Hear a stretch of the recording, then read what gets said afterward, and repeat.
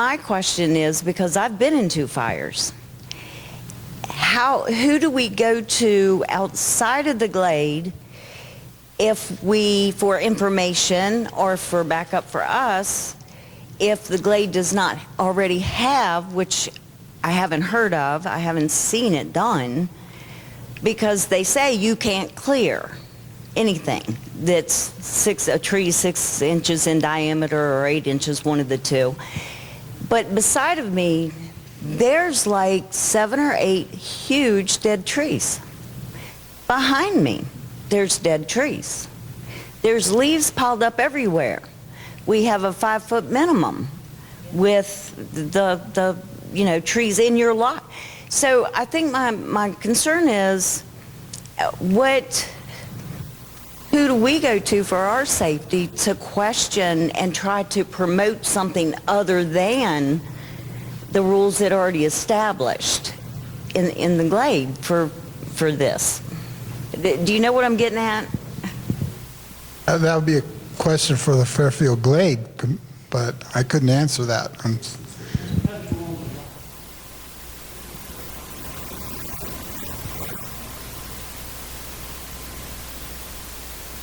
going to ask her, do you know who owns the land?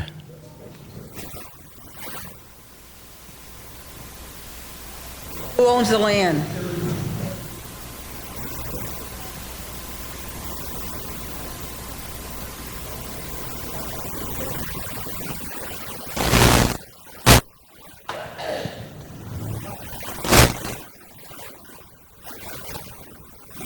Yeah, if you know the name of the owner of the piece of property, I think it's somewhat confusing what we're talking about. But if you can find, and I think you can find that through the community club, you can contact the owner of the property and talk about their concerns and so on and so forth. We have, the Glade itself does not have the authority to go on someone's private property and clear cut or cut down trees and so on and so forth.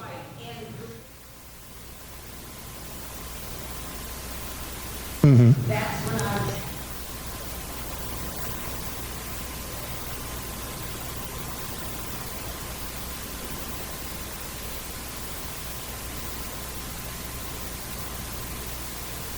handwritten letter.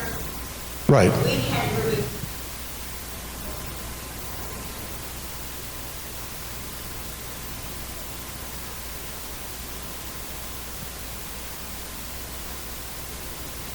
Right. Yeah, that's a frustrating situation. What I can say is, if you want to get in touch with me later, we can talk through the situation. I can try to get people that you can get in touch with, and so on and so forth. I don't, myself personally, I'm not privy to all, Tennessee's laws or requirements. I have been told, for example, that if you have a problem with a tree on your neighbor's property, if you contact your neighbor, then that tree does create a problem with you. Since they have been informed of that and ignored that, then it is part of their responsibility. Yes, so I would say in your question, I will give you my card here after the meeting and get in touch with me. Yes, sir. Yeah, I'll go this way. It appears that most of the people, when they're clearing leaves here, just blow them on the adjacent undeveloped property. What do you do? I mean, it happens everywhere in the Glade. Well, they're not supposed to. I agree. I take mine and I put them in my truck and take them to the leaf dump. This type of thing. So I know, again, that is, and I would defer probably to the chief, but doing that would be encroaching on private property, which is not a legal process. But again, it does happen. Yeah. I would like to know who owns the buffer zone between Catoosa and Fairfield Glade. I don't know, but I will find out. I do know when we did have a situation with the wildfires 2 or 3 years ago, the state or whoever controls Catoosa was not in favor of us going in and underbrushing and clearing a fire. They were not. Now that was prior to the Gatlinburg situation. and so on and so forth. But I'll check. I can't answer that question. I don't know if that's common property owned by the community club, or if it's... Yes. My backyard. Right. And there is enough ground Right. to choke 'em. Right. And I know when I'm going by the original Firewise committee that we had 2 or 3 years ago, they had reached out from the state, and the state said, no, you cannot go in that property and basically create a fire break. Now, like I say, I'm not 100% sure that attitude has not changed, and that's one of the things this committee is going to look into. Okay? So.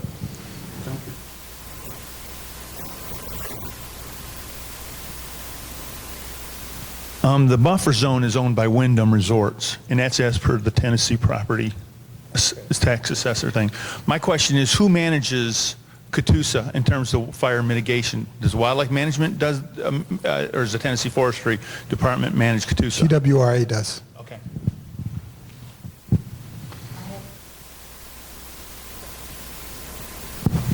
Last summer, I think around July, but I'm not sure when, the houses across the street back up to Catoosa. There was an immense cloud of smoke and smoke smell. I became very concerned. I called the police department to see if they had any reports. They didn't know anything. I called Fairfield Glade office. They couldn't tell me anything. I was asking if there was a controlled burn, which I expected to get an answer. I figured that's what was going on, but nobody could give me an answer. I found that very concerning. I found out later that it was a controlled burn. So here's my other question. Why wasn't that controlled burn forwarded to our local and the police department? Because I'm too close. I could have been in danger, and I was trying to find out some information.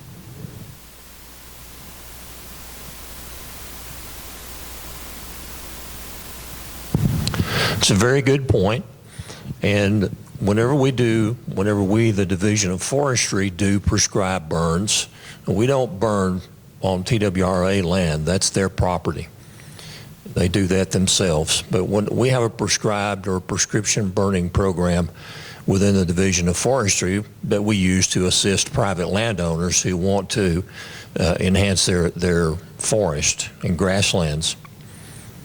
Before we do anything, we have to write an extensive burn plan, okay? And I mean, every T has to be crossed and every I has to be dotted. And several people have to look at that. Just because we've got a plan in place doesn't mean we're going to necessarily burn that day if the conditions are not good. But back to the question. It's our responsibility, the landowner's responsibility, to notify the adjoining landowners that on such and such a day, at such and such a time, there is a prescribed burn planned for that area. It's just common courtesy, I would think. It should be done. And I'm going to suggest to you today that the wildlife people would be more than happy to do that based on your concern. I just go and talk with them. Hey, it's just a good thing to do. It's good policy. To answer your question, yes, that did happen. No, nobody in the community club was informed it was going on. I can't tell you that. I mean, that's... Well, we did, and we asked, and we did talk to them, and we were told, and we said that we would like to be informed from this time going forward. But again, it was something that as soon as we found out it was happening, we researched it and found out that it was a controlled burn. But again, whoever was controlling, or that controlled burn was, they had not bothered to notify the community club. Whoever manages Catoosa, again, help me out. Tennessee Wildlife Resources Agency, yes. Yes. They burn there for enhancing grasslands, creating what we call savannas to promote, if I can speak, various forms of wildlife. And that's their objective.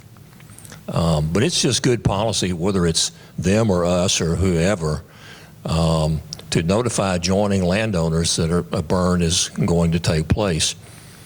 If the prescribed burns that we do are fairly sizable, we even notify local law enforcement authorities, people in city and county governments.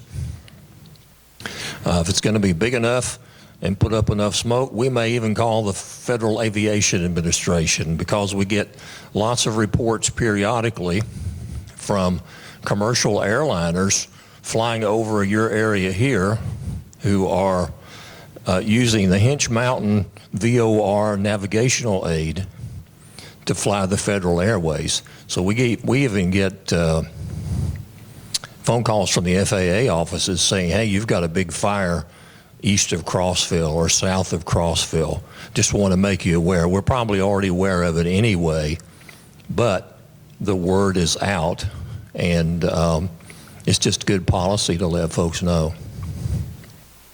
A few months ago, I had an email conversation with Cumberland County Mayor Foster. I had contacted him about this issue of controlled burns in the wildlife area in Catoosa and the lack of notification. His office contacted them, and they were told they will not notify our fire chief, our police department, or the club when they do that. He provided me with a phone number if I have a question, so I promptly put it out on Facebook so anybody that wanted to could contact them. But I believe that maybe the next thing is to contract some of our, maybe Cameron Sexton, and say, you know, we want this. We've got a lot of people in our community that have impacted breathing. I have asthma. When we had the fires that came up from Signal Mountain and the fires that were in Catoosa, I ended up in the hospital because of that. So I'm very sensitive to our community and the fact that we need to be notified so that people can be alerted. Don't be going outside, don't be caught outside, don't play golf or whatever. So I did make the effort. The Cumberland County office of the mayor made the effort, and they just plain shut them down and said, no, we're not doing it. I agree with everything you're saying, because I do not get notified, and I need to be notified. I'm a forester by profession and a pilot too, but let me volunteer at this point in the presence of many witnesses here. Let me see if I can rattle some chains on that, and I will be willing to go and talk to those people. There has to be a dialogue. There has to be. And Jim, I can't tell you how many times I've been called personally by residents, or even if I see smoke or smell smoke, my own firefighters call me, and I'll take a trip. I'll have PD call me, our police department, saying, Chief, we got a lot of heavy smell of smoke over in this area.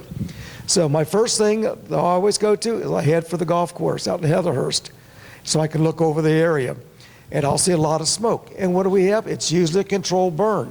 However, I'm very, very concerned because we're backed up against the Catoosa wildlife. And there's a couple areas I'm really concerned about, which I won't get into today, but I will say that we do need to be contacted. I need to be told. I shouldn't have to be getting up and going out and looking at this and saying, is that a controlled burn or not?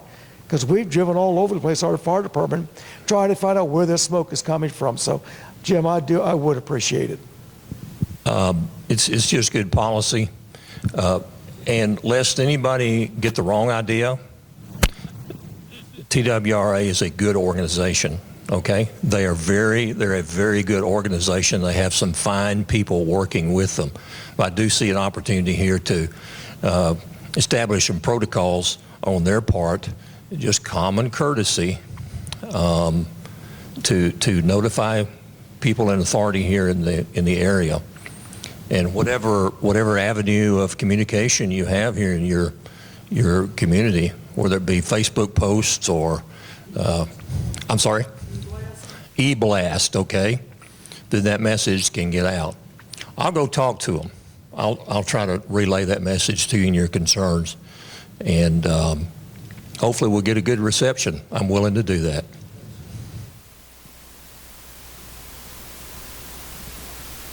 So, Cumberland County does have a separate emergency notification system, and I was able to sign up for it, and it is helpful because you get information faster than Fairfield Glade, but they didn't say anything about that controlled burn on it last year. I went to their website somehow and found out where you sign up for the county emergency alerts. I'll do some talking on the local basis, and then, we have a state forester in Nashville who's right across the parking lot at Ellington Agricultural Center from the state office of TWRA. We get along with those people wonderfully, but, it may be that a walk across the parking lot between the state forester and the director are in order. So I think we could make that happen if we need to. Once you rattle the chains, would you notify? Absolutely. The ideal situation is for all of us to get around a table and hash this out. Okay? We'll make every effort. Yeah. Good people, good citizens, if they have differences of opinion or if they have issues they need to solve, go sit down. So many people these days, folks, they don't know their neighbors. They don't know their neighbors. And it's just a good thing to communicate with each other. We get calls quite frequently from folks in other counties. I have smoke drifting across my yard. Well, have you talked to your neighbor? I don't know who he is. Well, is it causing a problem for you? No, it's not. I just don't like it. Well, it might be good if you go, number one, introduce yourself to your neighbor.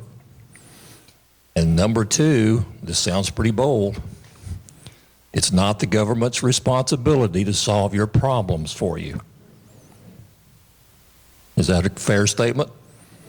It's just not. Go meet your neighbor and get to know your neighbor and express your concern and see if you can get along with each other. Okay? So many problems could be avoided by just doing that. Suppose there was an uncontrolled burn in Catoosa that could threaten Fairfield Glade. Is there an emergency response notification system in effect to notify the people along the border of Catoosa that, fire could be coming their way? I'm thinking right now 911 is the thing. I know they have an office out here on the management area, but they also have a regional office over here on. There is a reverse 911 that we use to do such a thing as that if we need to isolate certain neighborhoods. And then there's the Fairfield Glade text notification system, which I will admit I just got access to this year. So I'm able to send it straight out from the PD without it having to go through Fairfield administration. So you need to sign up for that as well. But if there were an incident on Forest View or Forest Hills that backs up to Cox's Creek or up in there, we'll be able to isolate the reverse 911 for that. And that goes by your cell phone's geographical location and your home phone.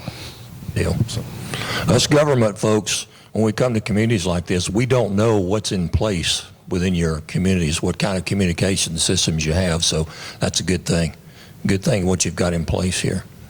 Any other questions? Okay. Any other questions pertaining to their presentation?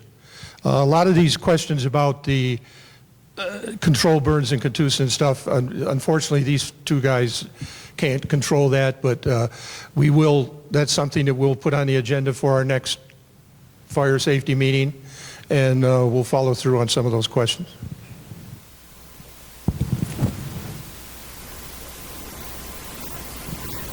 Okay, I'd like to thank Dave and Jim. They took their own time to come out here to go over this with us. We're going to be doing this more periodically, a whole lot. I plan on doing this, and we are going to come up with some answers. We're going to get some answers. Before we close, though, and I'm going to say some final things at the end also, but I would like to introduce you to somebody. I made some phone calls the other day, and I got a hold of Matt Henderson. Matt Henderson is the fire chief in Sevierville. I thought how important it would be to have somebody from Sevierville that was there firsthand for those fires to see this. Matt was unavailable, but fortunately for us, we were able to get Battalion Chief Donnie Schuler. So Donnie, if you could step up, maybe we can let him talk a little bit about what happened in Sevierville. And if you want to ask some questions to Donnie, you can do that too. Chief? You got 3-4 hours. No. I shouldn't have asked that question. Yeah. So, good afternoon. I'm Donnie Schuler. I'm a battalion chief at the Sevierville Fire Department. I've been in the fire service the first week in January, it'll be 30 years. I live just outside of Pigeon Forge. You guys ever been to Wares Valley? I live out in that area. We have a ton of wildland fires. Most of them you'll never hear about. However, on November 28th, 2016, Chief wanted me to talk about my experience at the Gatlinburg fires. I was off duty that day. I was babysitting my youngest daughter, and I got called into work. I'm part of the East Tennessee State IMT team. So what that is an incident management team, and we go out and we help local communities or local organizations manage events that's maybe a little beyond what they're staffed to control. So the state has established 3 of these teams, one in East Tennessee, one in Middle Tennessee. Your Middle Tennessee team is based in Murfreesboro, one in West Tennessee. So Gatlinburg Fire Department, that afternoon, they have been monitoring the weather, talking to the national park, and kind of getting a grasp on, hey, this fire is really starting to grow. At that point, it's still miles away from Gatlinburg. We had a high wind warning. We're supposed to get gusts in the 30 to 40 mile per hour range. That spooked them a little bit, and it should have. That's a pretty good amount of wind, especially when you're dealing with fire. In Sevier County, years ago, we have established what's known as a Wildland Firefighting Task Force. And so each department in Sevier County contributes personnel and apparatus to this team, and they're trained. And so we can activate that task force, and you get a few people and an apparatus from each department. So that when the task force gets there, you're probably going to have about 40 to 50 people and several firefighting, fire engines, tenders, brush trucks, the whole 9 yards. So, if you're a fire chief and you've got limited staffing, and, in Sevierville there's 11 people on, well, if I can get 40 or 50 people in within about an hour, that's good. So the Gatlinburg fire chief was pretty proactive. There was a fire popped up between the park and Gatlinburg, right on the edge of the city. So knowing what the forecast was and how dry it was, he activated that wildland task force mid-afternoon. So we had all those extra resources in Gatlinburg. They've got 3 stations. I think they've got about 12 to 15 people that work there every day. So we had all of those resources were in Gatlinburg a couple hours before this wind event hit. So our 30 to 40 mile per hour gusts turned out to be Category 1 hurricane force winds. So if you guys don't know, the park monitors the weather in different areas around the national park. One of the areas is Cove Mountain, and it's a mountain. If you could look down on a topographical map, it kind of separates Wares Valley and Gatlinburg. The wind meter up there, and I don't remember the exact term that their weather station is, it broke at 87 miles per hour. And so that was the highest wind gust that they could measure. They don't know if it was higher or not. So as that started coming in, that was about 5:30, 6 p.m., it really starts to what we call blow up. which means, you're getting very rapid fire growth. Embers are pushing, at least a mile like Dave was talking about. Power lines were going down, sparking more fires. So, while they're doing all this, they're trying to call more resources in. So that's why I was heading to Gatlinburg. I was going to go be the planning section chief for their IMT team. Going up the spur, and the spur is the little road that goes from Gatlinburg to Pigeon Forge. It runs along the Little Pigeon River, which is the river that comes through Gatlinburg down into Pigeon Forge and Sevierville. So I'm heading up that way, and it shut down. Well, the reason it was shut down was the wind had pushed fire, and it jumped the two-lane road, the river, and the other two-lane road. Didn't burn anything down in the bottom, but it jumped from ridgetop to ridgetop. I don't know how far that is, but it was enough to spook the stuffing out of the Pigeon Forge Police Department, and they shut the road down. So it took me a while to get to Gatlinburg. There were trees down. When we did get there, of course, to pardon my language, all hell's broke loose. We're trying to evacuate. Everything seemed to be going wrong at once. It was like Murphy's Law. So everybody's trying to talk on their cell phone. You know what happens then. You start losing your cell service. The wind that was knocking down power lines and sparking fire, some combination of that killed the power to our radio, our repeater site that's up in Gatlinburg. So we couldn't talk on our two-way radios. So we got no radios, no cell phone. The pump stations that supply the municipal water to Gatlinburg and to Pigeon Forge, one of them burned down, the rest of them lost power. So we had no water in the hydrants, with the exception of what was in the storage tank. So we go down the interstate, Crossville's got this giant water tank. There's a few of them around Pigeon Forge and Gatlinburg and Sevierville. So that was all the water we had. Now those things don't stay full, which is something that we kind of learned the hard way. So because of keeping the water fresh and standards, where they have to keep a certain amount of chlorine and stuff in to kill the bacteria, they only fill those things up to what they think they're going to need the next day. And so during the day, the water's used out of those tanks, and then at night, they're filled back up to the level they think, and they call it turning the water over. Makes perfect sense, unless something's on fire and I need to put it out. So we're up there in Gatlinburg, and we're trying to maintain what's called situational awareness. So you're trying to get a feel for what's going on, what's going to happen. Gatlinburg's a town of about 4,000 or 5,000 people. That was the Monday after Thanksgiving, so after Black Friday shopping and everything, town was packed. I have no idea how many people there were, probably 4 or 5 times that normal population that we're trying to get out. They couldn't go down the spur, so everybody's having to go out Highway 321 to Cosby to Interstate 40.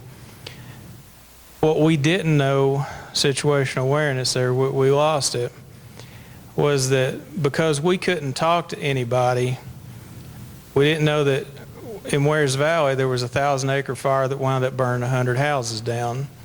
Wares Valley has a small volunteer fire department, and they're spectacular. They couldn't call for help because the radios didn't work. Their cell phones didn't work either. So they were by themselves. On the other side of the county, the same thing was happening in the Pittman Center community. I don't know how big their fire was, but they lost 40, 50 houses in the Cobb-Winnob area of Pittman Center. Again, they couldn't call for help. We didn't really figure it out until Pigeon Forge Fire Chief is one of my good friends. It's way after midnight, and he's sitting outside his fire station, trying to come to grips with all this. Looking toward Wares Valley, Pigeon Forge's fire station is up on a hill. He looks out toward Wares Valley, and he sees this giant glow. Well, he knows that the Gatlinburg fire is the other way. So we start trying to piece together what's going on and realize, Where's Valley's up there about dead because they're really working hard. So we start trying to shuttle resources to them. Then we, start trying to make a mental note. Where are these other volunteer fire departments that need help? So it took us a while, but we started sending resources.